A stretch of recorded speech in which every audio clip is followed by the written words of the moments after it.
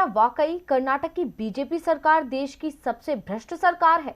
ये सवाल राहुल गांधी के हाल के कर्नाटक दौरे के बाद से उठ रहा है, जहां उन्होंने दावा किया है कि भारत की सबसे भ्रष्ट सरकार कर्नाटक में है। राहुल गांधी का आरोप है कि यहां मंत्री 40% कमीशन की बात करते हैं।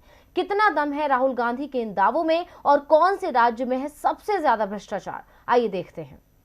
कांग्रेस सांसद राहुल गांधी बीजेपी सरकार और मोदी जी के काम करने के तरीकों पर तंज कसने में कभी पीछे नहीं रहते, चाहे मसला महंगाई का हो या बेरोजगारी का या फिर भ्रष्टाचार का। बीजेपी को हकीकत से रूबरू करा ही देते हैं। हाल ही में राहुल गांधी कर्नाटक के दौरे पर थे, जहां उन्होंने प्रदेश कांग्रेस कमेटी की बैठक को संबोधित किया।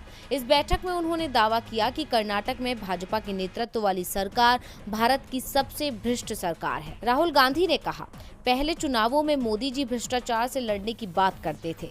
आज अगर मोदी जी कर्नाटक आकर भ्रष्टाचार से लड़ने की बात करते हैं तो पूरा कर्नाटक हंसने लगेगा और हैरानी होगी कि वो किस बारे में बात कर रहे हैं। राहुल गांधी ने कर्नाटक में भाजपा सरकार को 40% सरकार बताया। उन्होंने ठेकेदारों के आरोप का जिक्र करते हुए कहा कि मंत्री सरकारी परियोजनाओं में 40% कमीशन की मांग करते हैं।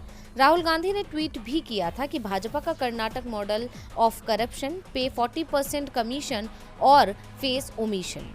लेकिन सरकारी डेटा राहुल गांधी के इस दावे का समर्थन नहीं करता है, बल्कि साल 2020 के एनसीआरबी के आंकड़ों के अनुसार भारत में महाराष्ट्र सबसे भ्रष्ट राज्य है। साल 2020 में भ्रष्टाचार निवारण अधिनियम के तहत 618 मामले यहां दर्ज किए गए। हैरानी की बात यह है कि कर्नाटक ने साल 2020 में भ्रष्टाचार का एक भी मामला दर्ज नहीं किया। वैसे सरकारी आंकड़ों से अलग गैर सरकारी आंकड़े बताते हैं कि कर्नाटक भले ही देश का सबसे भ्रष्ट राज्य ना हो, फिर भी भारत के सबसे भ्रष्ट राज्यों में उसकी गिनती होती है। बीबीसी की एक रिपोर्ट के मुताबिक 2019 में transparency international India and local circle ने इंडिया करप्शन सर्वे किया था। इसमें 20 राज्यों को शामिल किया गया था। सर्वे में पाया गया था कि भ्रष्टाचार रैंकिंग में कर्नाटक 6ठे स्थान पर है। सर्वे में पता चला कि कर्नाटक में 63% नागरिकों ने अपना काम करवाने के लिए रिश्वत देना स्वीकार किया। वहीं इस लिस्ट में राजस्थान सबसे ऊपर है, जहां 78% नागरिकों ने रिश्वत देने की बात स्वीकार की थी। वैसे कर्नाटक में अगले साल चुनाव होने हैं और कांग्रेस ने सत्ता में वापसी के लिए तैयारी कर दी है। भ्रष्टाचार को अभी से चुनाव का अहम मुद्दा बनाया जा रहा है, ताकि सत्तारूढ़ बीजेपी को घेरने में आसानी हो। अब देखना दिलचस्प होगा कि कांग्रेस का ये दांव उसके कितने काम आता है।